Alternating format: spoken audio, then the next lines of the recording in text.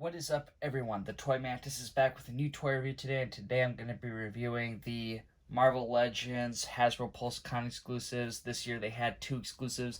They had the Spider-Man retro card Venom. He had his animated style, so they wanted to show off the one with the blue and red highlights. Obviously, in the images, even on this box here, you can see they show purple, and this one they show purple as well. Back, you see purple, but on the figure itself, it's, it doesn't have that. It's just gonna be blue and red. But I did get two of them. I had to find my own loop way to get that, but and I did that also with the modok World Domination set here with modok looking like Elvis and the Captain figure. So he obviously had his second head as well, and the modok's kind of somewhat of an army builder, so this was worth getting two as well. So I'll kind of show all that looks. But this was a pretty big box. But I'm gonna go and open these guys up. Here is the modok World Domination box now open. You can see the figures on the right, and they're in their little plastic here. It kind of hangs off a little bit, which is all right. But the box does have a lot of cool details on the inside here. This plastic tray is going to actually probably just fall right out because it's just hanging. So we'll focus on the box for a second. They put a lot of cool stuff in here. This was a box that they definitely paid attention to. Obviously, it's, their little basic San Diego Comic-Con exclusives, so not surprised that they would. But, pretty cool, some hidden details here and there.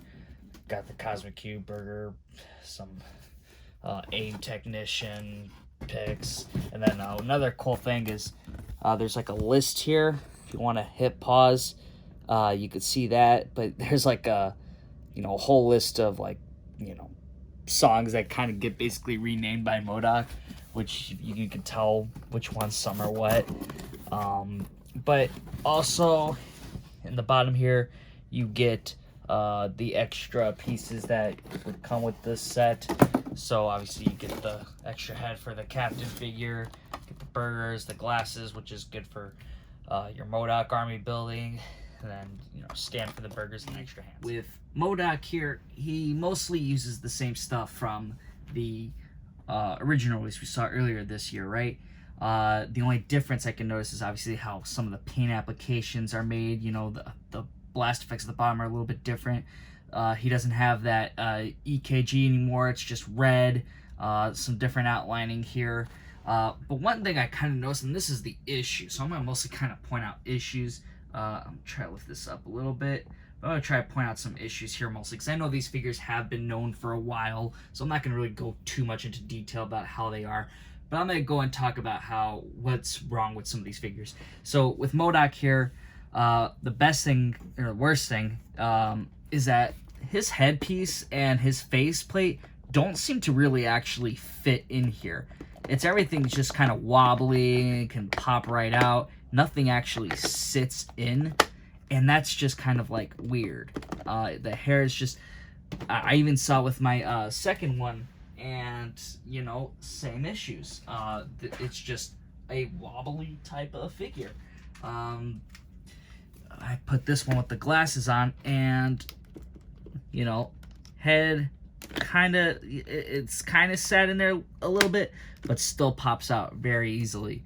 And there's just a spacing because they didn't want to change the mold, I guess, around how the figure is, but with the face and the hair, I guess it changed it up a little bit. And yeah, it just created some issues, I believe. And here we are. Now, this guy's somewhat of an army builder. You see in the back of the box, you can see that there's some of them. So that's kind of a fun thing to have, and a good addition to have too.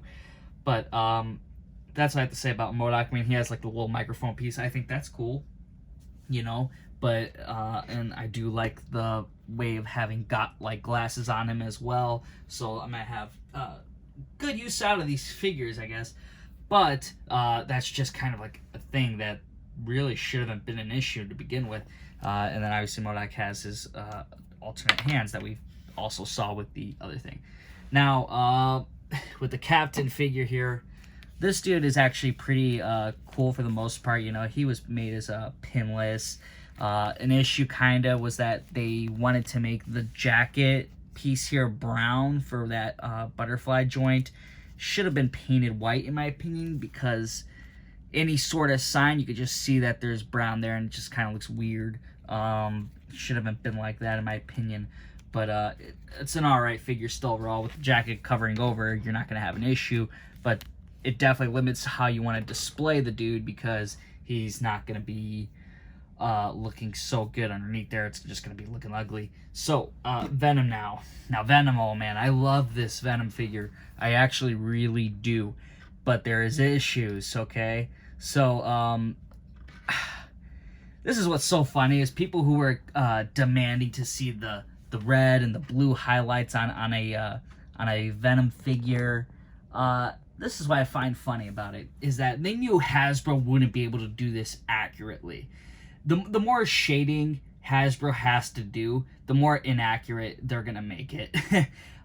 That's just how I see it, and people wanted to see Venom look a specific way. You know, I think that's what people were trying to tell Hasbro, but Hasbro is just like, oh, you want blue and red lines? Okay, cool, got it.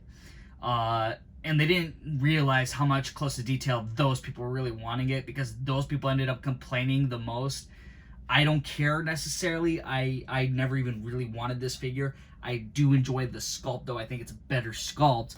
You know, obviously they stole this piece from Omega Red, but I love the head sculpt overall. You know, the head sculpt looks really cool. I had to get 2 of this dude, actually, because I just thought, wow, this was one I had to get 2 of, right? But, and I mentioned this in my way older videos, I was mad about the holes. And I was really hoping that Hasbro would, you know, I don't know, listen to people for once and try to fill in the holes, but clearly they didn't care. Clearly they didn't want to. It's because it would have cost them more money. You know, it's just kind of like, whatever. Why even release the figure for a Hasbro PulseCon if it wasn't even a fully finished figure? I just don't see the rush on it. It wasn't like Venom was going to have his animated series back or anything. I mean, I knew there was the movie coming out, but I don't, whatever. It would have inspired me to buy this more because of a movie. But the holes are ugly. They suck. They're ugly as hell. And, you know, Hasbro didn't want to fix it. They didn't want to change it. They didn't want to do... They wanted to be lazy about it and move on and just give us a nice box. Now, I know some people love the box. I don't care about boxes, personally. But, you know, what sucks is that this figure, for the most part, like, they were really doing good, I think. You know, you got some sculpted veins. However, people were mad about this, that they chose not to paint those and just paint over it or around it and simply let's just ignore it, you know. And that was a thing that a lot of people were pointing out. So, Venom is a cool figure, though. You know, is he the best figure? Is he the best Venom figure? I don't think so. You know, there's just too much wrong with it to make it that way, and the inaccuracy of how the shading was supposed to be, I guess, would knock it back a bit. I do love the sculpt, though. I do love the head sculpts that they did. I just think the way the paint was applied and the holes left in there from Omega Red's release, and I forgot who else shared this body. Warpath, I believe. Yeah, that's just kind of how the cookie crumbles, I guess, here. This figure could have been better. It really could have, and it should have. That's just my opinion on it, my 2 cents, my way of thinking that Hasbro shouldn't be just doing whatever. He came with closed fist, of course, so that was a bonus, I guess. But the way we're seeing everything now, because of this certain fan demand that popped up from like 5 people, Hasbro's now just going to start focusing on shading and getting out more repaints. And Venom sold out, so, you know, hey, to Hasbro, even regardless of the complaints, they're going to be like, well, you bought it anyway, so who cares, right? And yeah, fair enough, sure. But, you know, it's just like, if you're going to do it right. and it was a half-assed job. Half measures were made. Let's just get them out. Hopefully you guys did enjoy this video. It's kind of not really a good toy review, to be honest. It's more so just a discussion how I feel really about these guys. But, you know, hopefully you guys did enjoy this video. Hit thumbs up if you did. And if you're new to the channel, hit subscribe so you can see me talk more crap about Hasbro. Even other figures that I like to just talk trash about. I mean, what else am I going to do? So, I will see you all next time.